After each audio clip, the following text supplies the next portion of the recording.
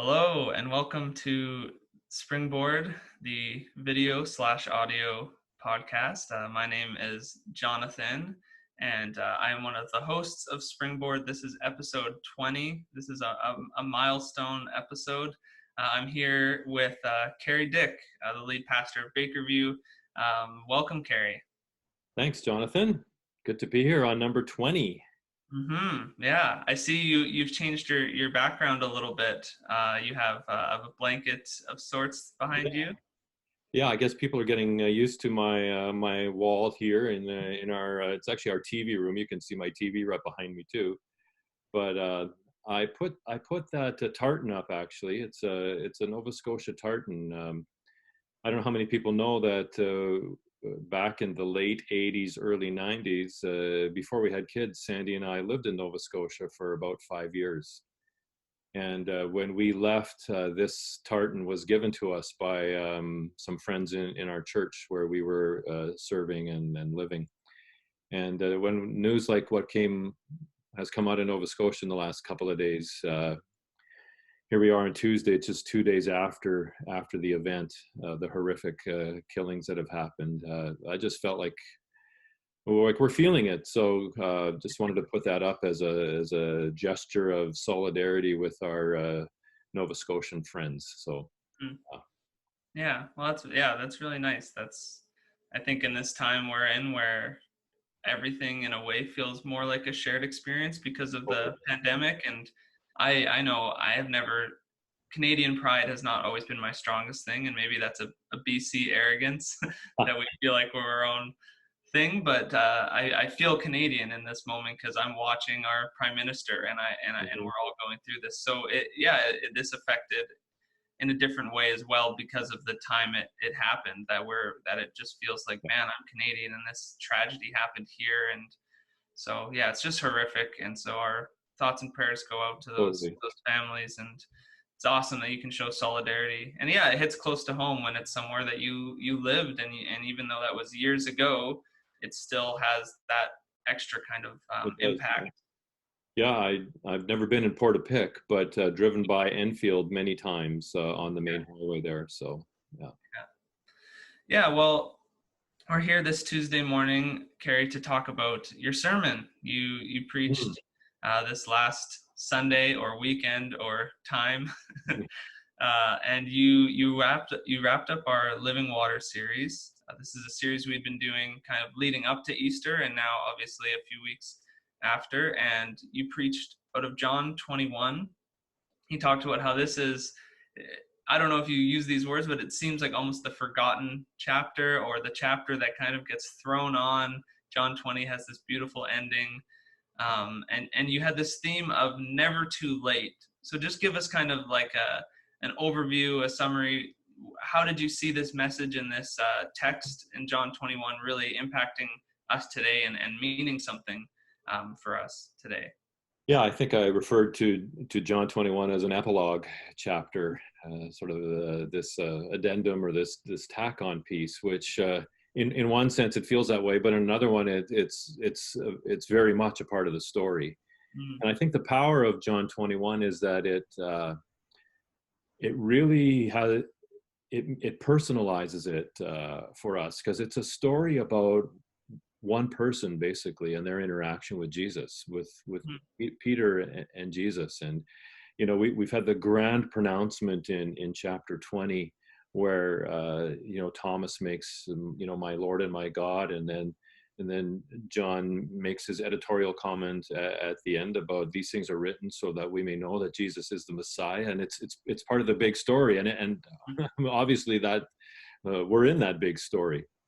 But what I love about John 21 is that Peter's story is now woven into the big story, and we can relate to a guy like Peter.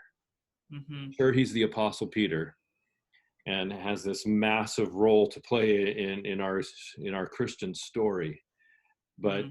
Peter's a fisherman, and he's a guy who had his rough edges, and we can relate to him. So that's where Yeah. it gets personal, and it really applies to me. It applies to Yeah. us.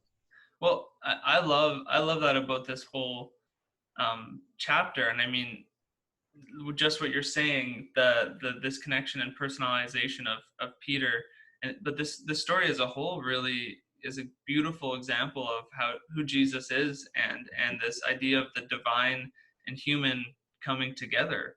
That I mean that's really a theme for all of Yeah. gospel Yeah. and the Bible, but in this story, he miraculously, they're just fishing, but they cast their nets to the other side, and this miracle happens. But then they just are friends and they connect over a meal, and just that back and forth, and you Mhm. see that throughout the gospel. It's a beautiful way to see it, that Jesus is human and divine, and Yeah. when we can notice that in these stories, and this is a story I wasn't super familiar with.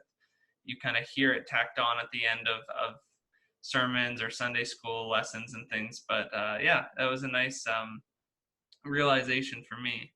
Cool. So you talked, part of your theme was talking about smells and senses and how that evokes certain memories. So I can't, your story, if you want to briefly summarize it, what was you and Sandy, you had a smell story of sorts. Yeah, I mean, that happened right here in the Fraser Valley. Hey. I think it was in Yarrow actually, where Sandy had this summer job before we got married, and I had just spent a year living in Japan doing a English teaching thing, Mhm. mission, and city everywhere there. Come back to rural Chilliwack, Abbotsford area, and Yeah. she's showing me around this barn where she was working in the summer. Had gotten used to the strong aroma there, and I'm a city boy, I'll be honest. And walking through there, it just overwhelmed me. So whenever we smell that, even when we go for a bike ride around here together or whatever, we think about that incident where I wasn't in my finest hour. That's for sure. Yeah. Oh, I feel very similar to you, because I mean I grew up in Chilliwack and I've never felt like a farm boy in any way, shape, or form. But that smell was around all the time, and people liked it. Like, I knew people that grew up and that's like, they smell that and it evokes good, pleasant memories of waking up early and working hard. And I just smell it and I just go, oh my gosh, like I can't wait to get out of here. And Abbotsford, it's a little bit less, but Yeah. I have that. I drive back to Chilliwack to visit family or friends, and it's just like the instant it hits me, I feel like I'm 10 years old. Like it just, yeah, it's like a lifelong endeavor that I've had to And deal with. those are both kind of they're kind of silly examples in a Mhm. certain kind of a way, but we all know that not just smell, but our senses, what we hear, what we see, um, maybe even what we touch to a certain degree, reminds us of other episodes in our lives. Some happy and some pretty hard as well. Yeah. Yeah. Yeah. And you touched on that yeah, our memories really aren't often neutral. That we usually associate things, for better or for worse. We just say they're good or they're bad, or they're happy or they're sad. We kind of pick a side. Often life is a combination of those things. But yeah, when we look back on our past, there is often a lot of pain, and is connecting to it. I think a piece of that that's difficult is it can be unexpected. Mm.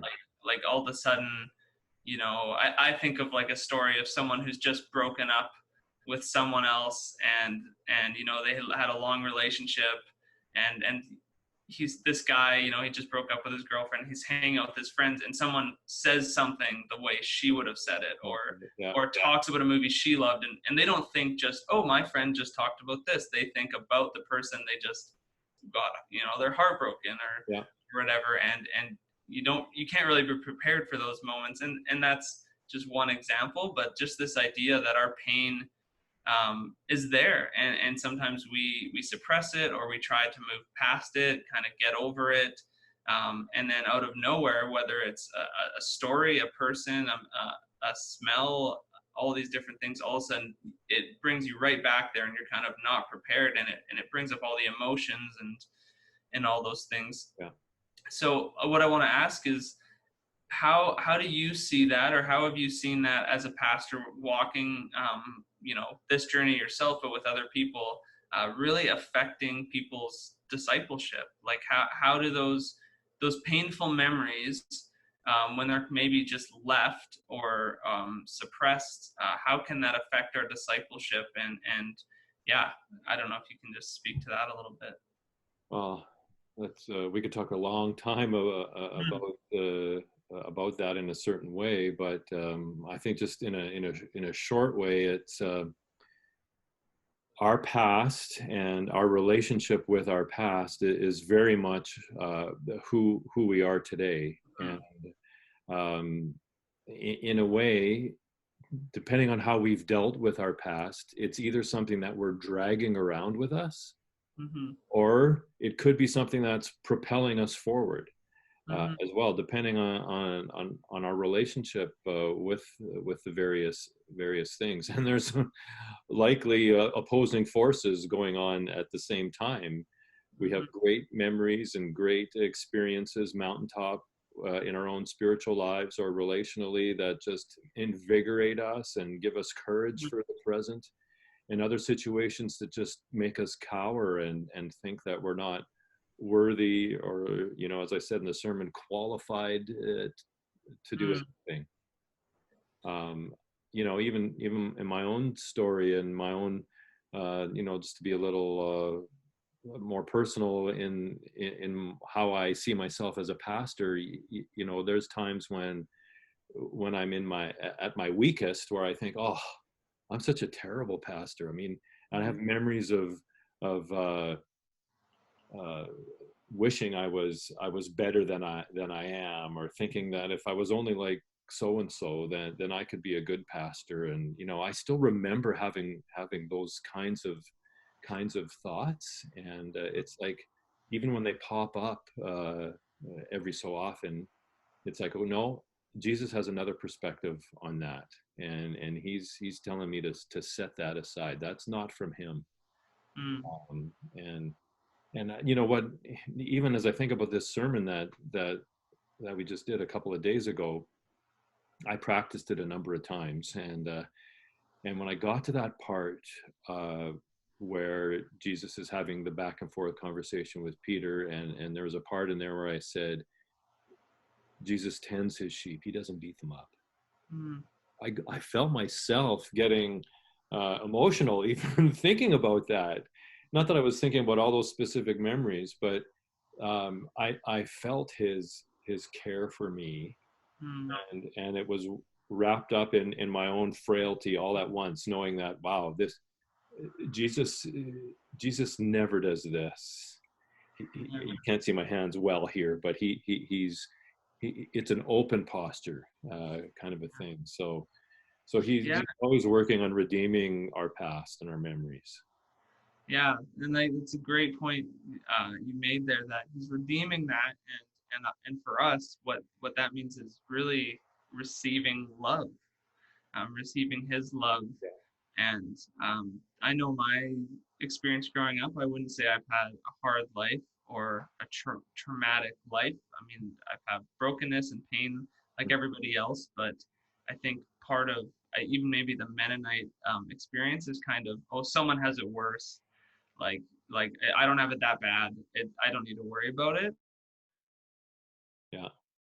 Years of adulthood now, and doing things like going to counseling and talking with people, is a realization that, oh, that has all, I have had things that have affected me, and that idea of kind of just ignoring it or getting past it or denying it, saying it's not that bad, just because it's not as traumatic as someone else's story.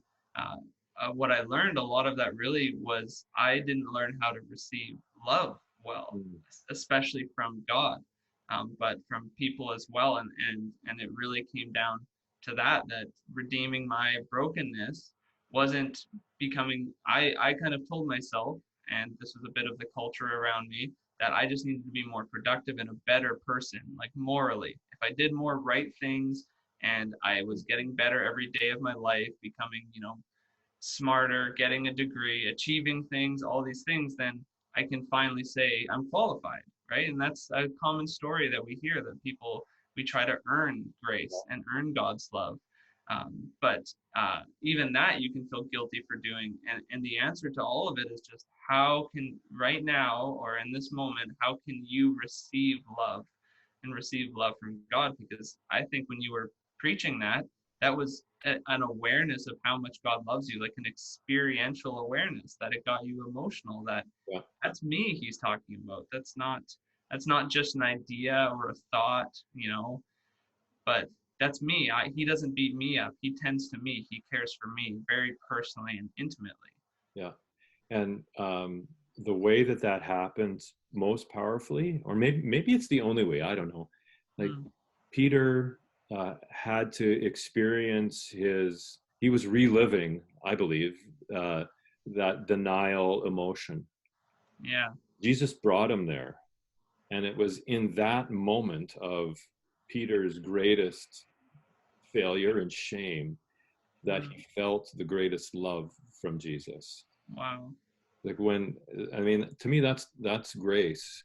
When we feel like we're at our worst, he meets us with the love Mm, that's the best. And yeah.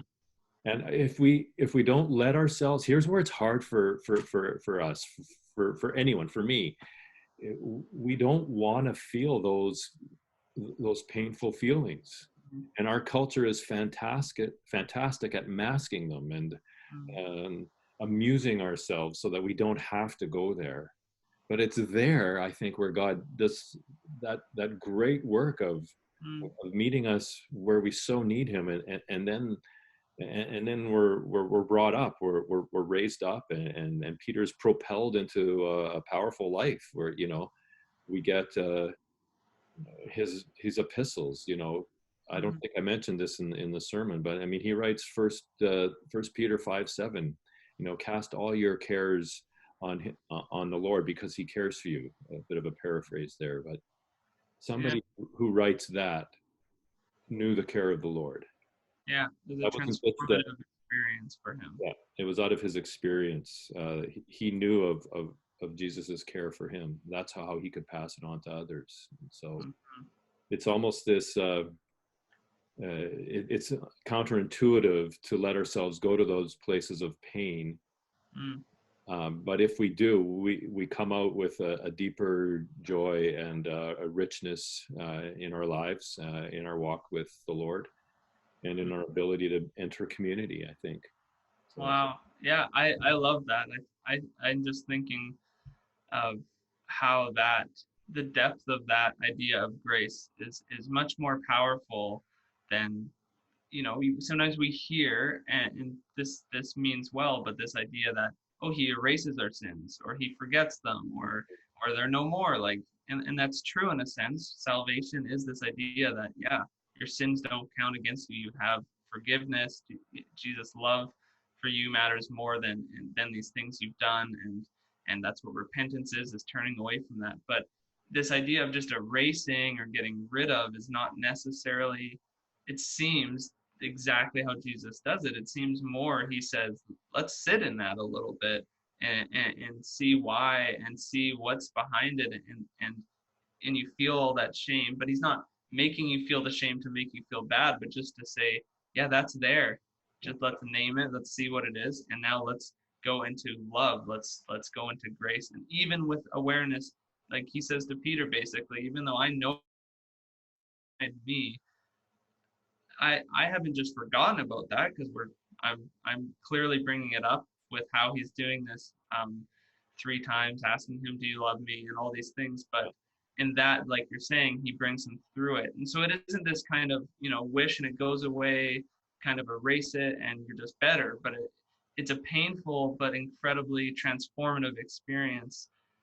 That when you trust that it's defined by love and not judgment or shame or guilt, is what we all need to some capacity. and then there's a certain point where even though our memories still are intact and we remember those things that we did or that we Mm, have issues with, uh, when we have sat with Jesus in those places, it's not that we forget it, but I think it's possible that the sting of those events can dissipate. Mm. It's not like Jesus brings it up all the time. Okay, we got to go through this Yeah, again. remember this. We Yeah. got to remember this again. He's not doing it just to remind us of let me tell you again how wonderful I am to bring you through your pain. No, uh, Mm. it's we have a new perspective on it, and it's just like the charcoal fire. He could see a charcoal fire again, but Mm-hmm. it wouldn't carry the sting that it used to because now he has a new memory associated with it. So Yeah. we move on from these things, even though we uh, still have the memory of it. And maybe we have to take it to a deeper level sometime, where I didn't deal with that aspect of that situation. Now I have to look at that again, and it's an ongoing thing. Mm. Yeah, but maybe there's all kinds of nuances we could get into there. Yeah, and I want to just have one more question just on some of those nuances. As people listen to this sermon and this podcast and are all likely reflecting on some of their own painful experiences, and different emotions are coming up, and you know I've learned more and more as I have studied the Bible and led a little bit, and now am a pastor, that sometimes an encouraging message or a message of, look, there's no more shame, he loves you, can actually begin that process for someone, and it can feel like it's getting worse before it's getting better. Hmm. And a message that's supposed to bring hope and grace starts with, oh, I feel terrible, I feel horrible, like with real pain. And so it's important to acknowledge that. But just for people in that situation, you mentioned a few different things, but yeah, what are some ways you can see small steps people can take to start receiving love in practical ways? Start to really say, okay, if I'm a child of God, if I'm loved, if He sees me as beautiful and unique and loves me unconditionally, how do you actually get there? How do you receive that? Well, what do we do? Like, what do we how do we start that? Well, I think a big piece of this is community. And how do we define community? Community might be one trusted friend. Mm. Um, I've, different people over the years have have said something like, everybody doesn't need to know your whole story, and a lot of people might know some of your story, but it's a good thing if you have one friend that knows your whole story. Mm. If you have somebody who you trust, that you can be honest with and say, you know what, I just need to tell you something about me, Mm. and then they hear that, and that person, and it's a risk to do this because you never know how people are going to react to you sharing your heart and in vulnerable ways with them. But entering into that kind of a friendship, and a spiritual friendship, I'll call it, which maybe, Mm. I mean, any good deep friendship can be a spiritual friendship. But some sense of sacred friendship, that you're revealing something, that you feel alone in, that this is your very and personal story. and, and if I'm telling you that, then and I open my heart to it, and then you maybe you're surprised by it or whatever, but you still are willing to look me in the eye, and be a friend and walk with me through whatever it is I'm going, and maybe me with you too. um, then there's something amazing about that. Wow, Jonathan is still with me, Mm. even though I did this, or even though I think like this. Mm-hmm. He's still willing to walk with me, and that realization that somebody will still be with you in spite of what you did, um, that's a healing moment, Mm. and that's able to propel us forward. But the way to get there is to reveal those things. And I'm not calling for a wholesale bring out all the dirty laundry all over the place, but on the other hand, I am suggesting, and even saying more strongly, that it's important that we share these things that are locked up within us, because the Mm. freedom comes when they're brought into the light. Mm. Done appropriately, of course. I've seen it done when it's done inappropriately, and you're kind of going, oh, now is not the place or the time for that. I'm Mhm. not advocating for some sort of voyeuristic telling of things to happen, but in the right kind of a small group setting, or with a couple of friends in a back, I was going to say over a coffee table kind of thing, when we're Mhm.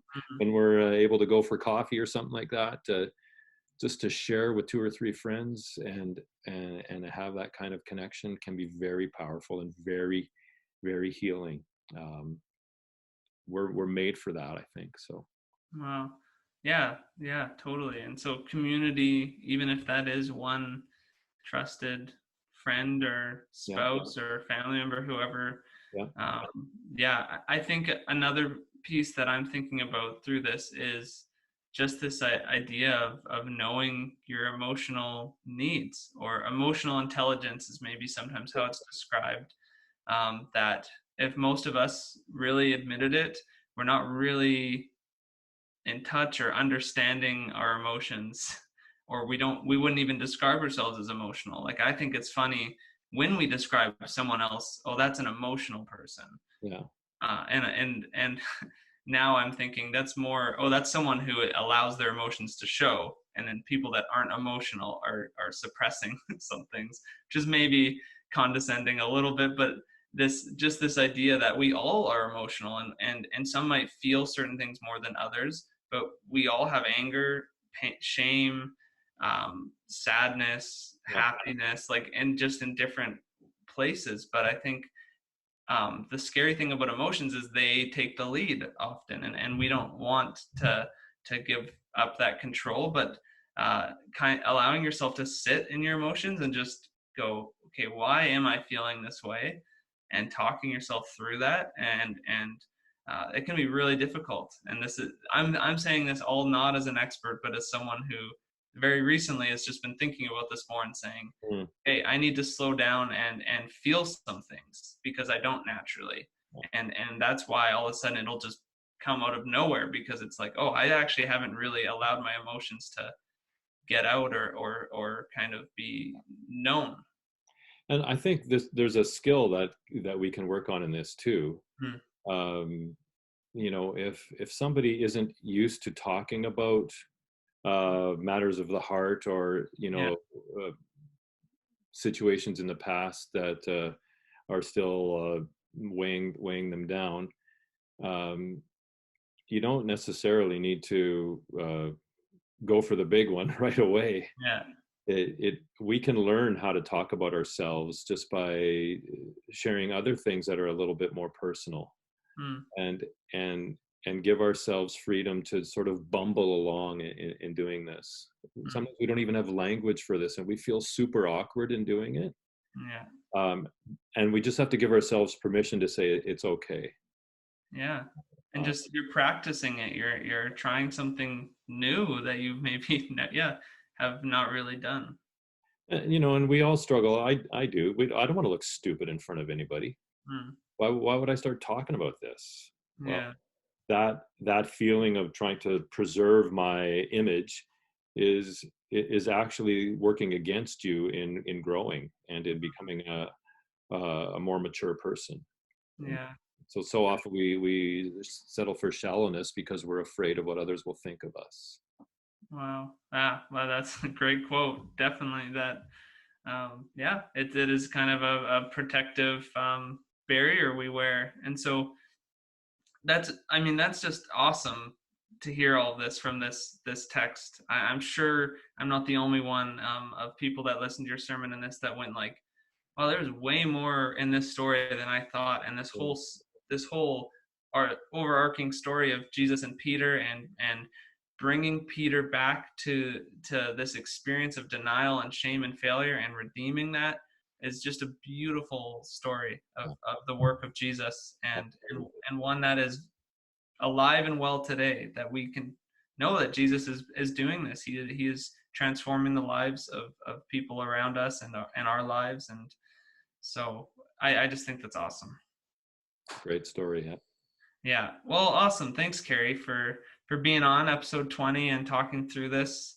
I just want to close with promoing a little bit of what the next Oh, yes. week and few weeks are going to be like. We've now finished the Living Water series.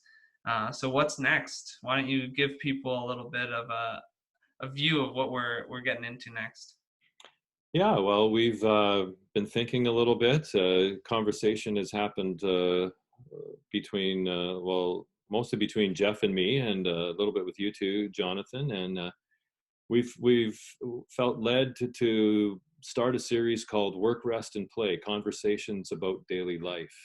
Mm, And in a way, I'm starting it next Sunday. Going to go to Genesis 2, verses 1 to 3, if you want to get a little pre-reading done. mhm, And the title this week is called Resting Like God, and in 2 weeks Jeff's going to talk about working like God. mm, And I'm starting it off with rest because, in a way, in this time of life for us now, we've kind of had an imposed rest or an imposed Sabbath placed upon us by the whole physical distancing measures, the stay at home. And so, we're going to talk a little bit about what does it mean to rest in this season. Are we resting? We're stopping. Is that the same as rest? And what's God's view on the rhythm of rest in our lives? And we'll do the same thing with how do we view work when work feels different now? We don't, not everybody's going to work in the same way. And so we're going to unpack that from the creation story, and even some of the Exodus and slavery stories coming up in the next few weeks. So looking forward to it, and we'll see where it all takes us. Great. Yeah, that sounds exciting. I'm encouraged. I'll be preaching a few times in it, and just as we've talked about it, I mean, yeah, it is so pertinent to where we're at right now. So I'm looking forward to your message next week, and yeah, we'll be doing this again for that, so people can look forward to that. Hmm. And yeah, thanks again, everyone, for listening and watching, and yeah, we'll see you next time. You betcha.